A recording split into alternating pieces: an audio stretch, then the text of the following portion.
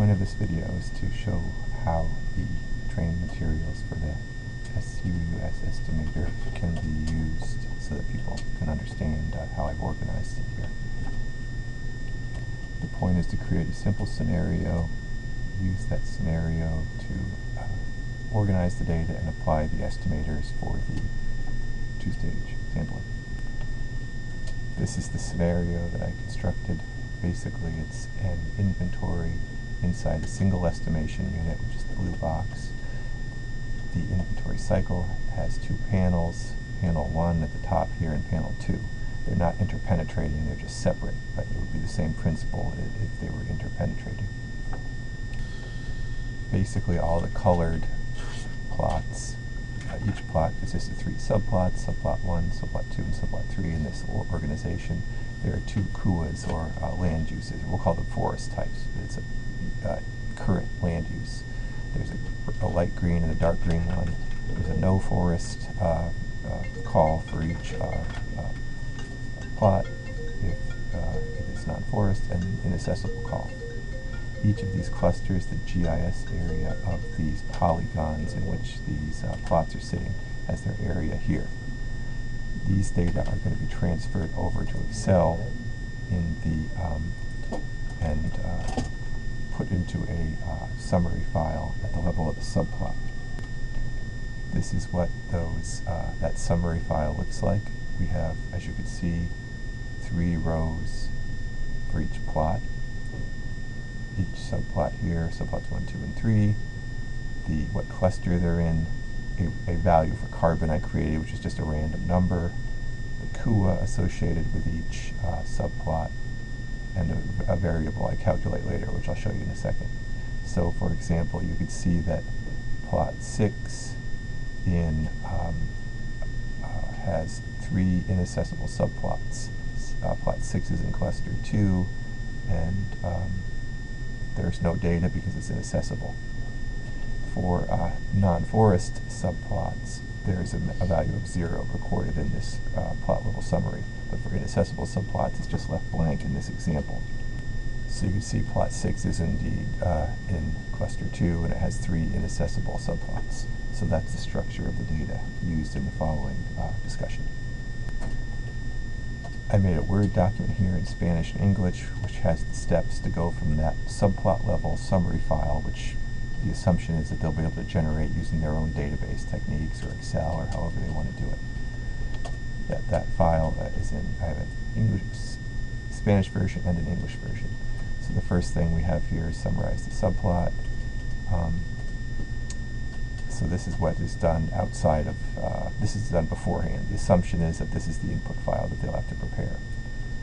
We calculate column F in that spreadsheet, and what column F is it's a trick that allows you to, in further steps, calculate the p-bar, or the partial plot correction factor.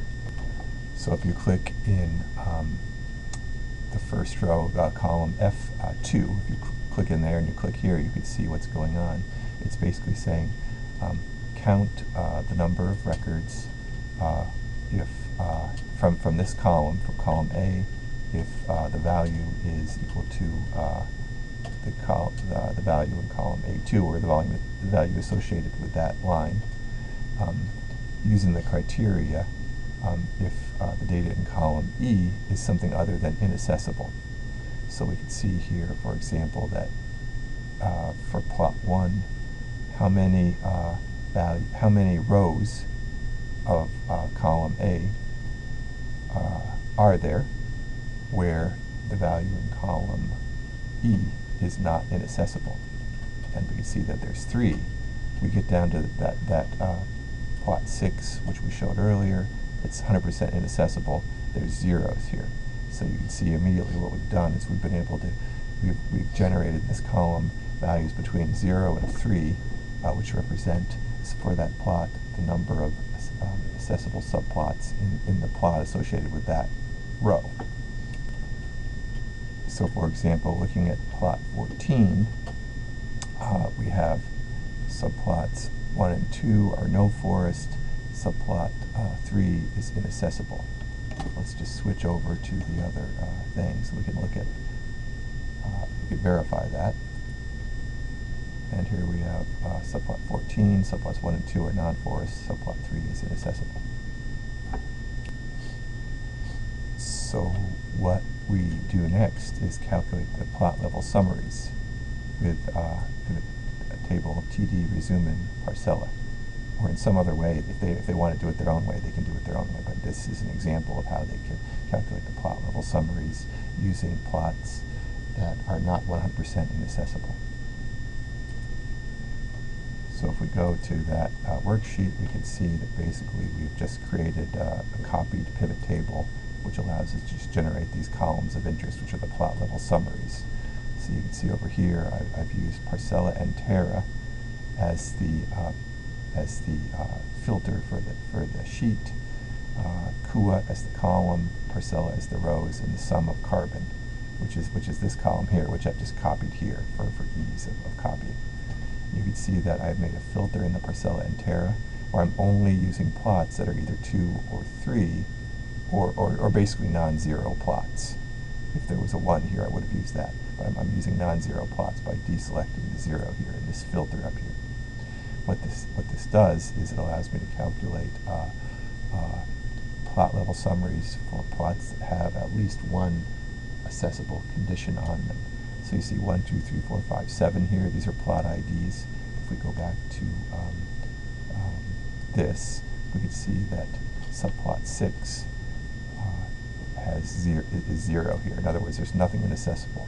So the way we would do this is we would just throw this plot out of the inventory. So we've done what I just described in order to generate a summary of plot level total carbon value and again we're assuming it's in the carbon per hectare units. We've done the same thing for each plot just to determine what cluster it's in. Again, they might have this from some other source. And then finally I did the same thing with proportion forest. The way I did this is we counted up conditions that are in each of the cua types. These are the cuas. You can see that I did the same procedure here. The only difference is the formula I've calculated is the number of forested conditions, which is the sum of all the forested cuas, divided by 3. And you can see N and O, which are these two columns, are the 2 forested cuas. The other cuas are either inaccessible, again, which we're treating as not a forested condition, and non-forest, which we're not interested in because the attribute here we're looking at is the proportion of forest. So this is basically the denominator we would use in the ratio, or we would use this column to generate estimates of total area of forest. So we've done that. Next we have to calculate the partial plot correction factor, and we have to calculate the MIs for the implementation of the two-stage estimation equation. So we do this using the data from the subplot level summaries, which is in the resumen nivel su parcella, and we made another pivot table. It's called TD Tabla Dinamica Accessible. So if we go to that sheet, which is the next step here, we can see what I've done here. And I've generated, first of all, I've calculated the MIs, which are the number of accessible plots that have at least some accessible subplots in them, which is we're going to need for the calculations in the next steps. And I've also calculated the number of accessible subplots, for plots that are accessible.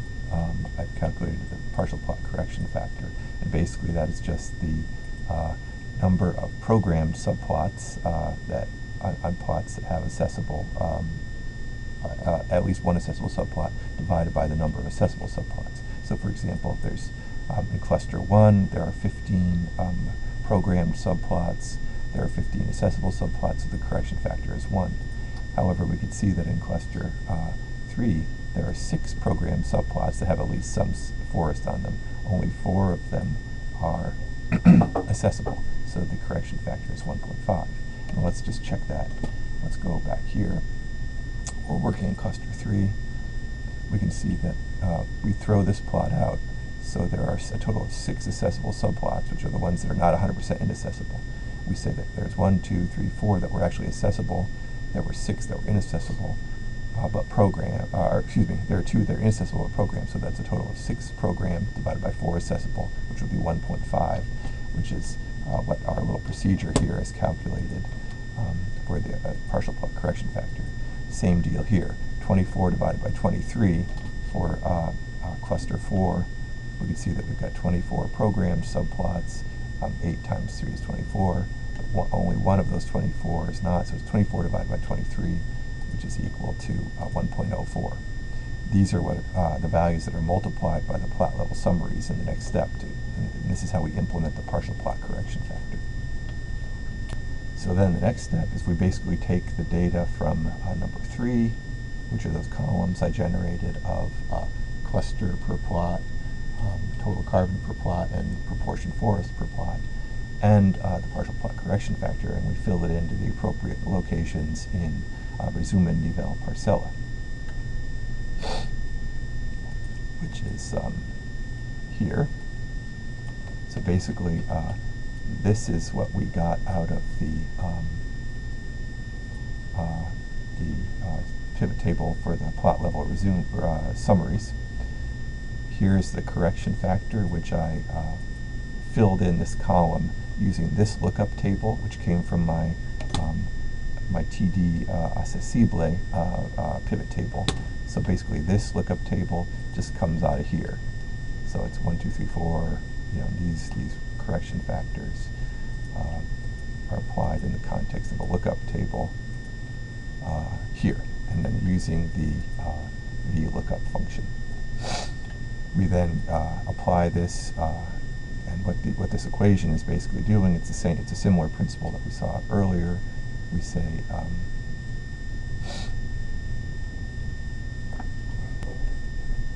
just ignore that last frame here. I noticed this. I had copied and pasted this cell in incorrectly.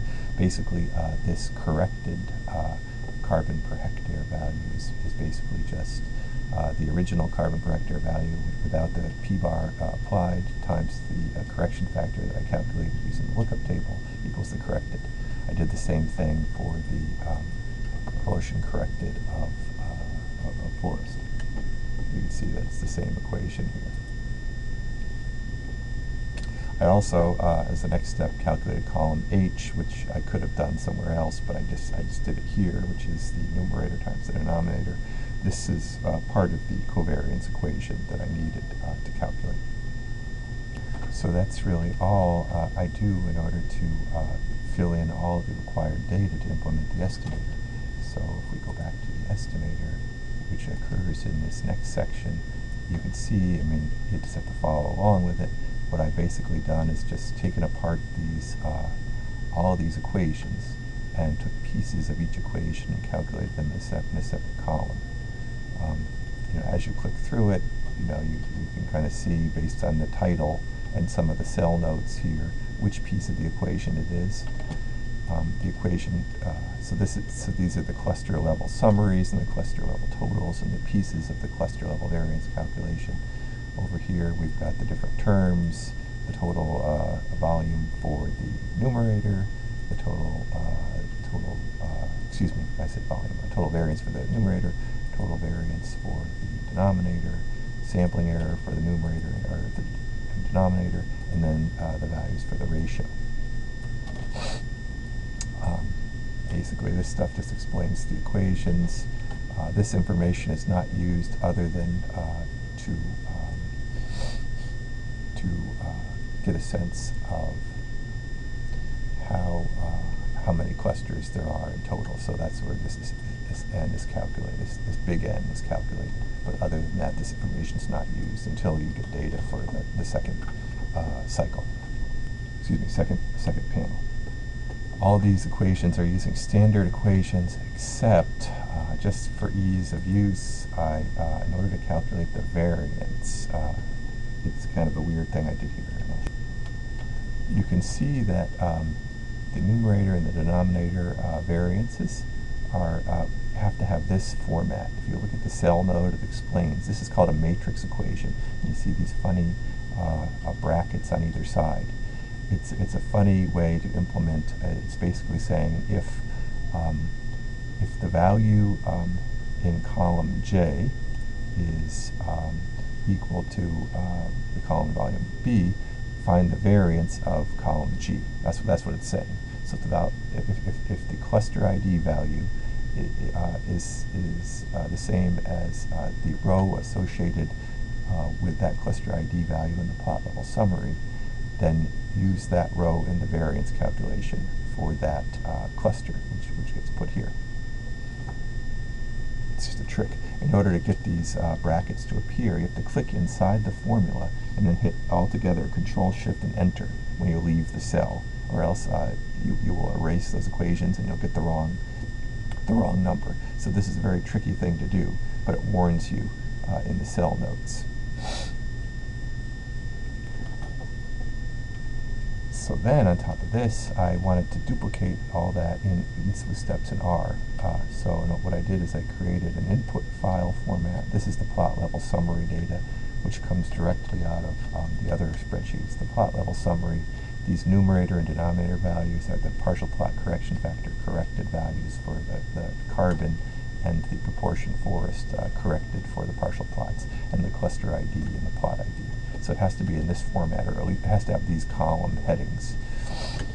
The other file is the MI file, which has the values for the different values for MI, basically, which you can see here, which are basically just those values that R needs in order to apply the estimators. So if we go over to RStudio, you can kind of see the code. I'm not going to go through all of the code. I think you could read the code, but basically we input the data, we set some initial variables, we then calculate the pieces of the equation, the cluster level summaries and variance components.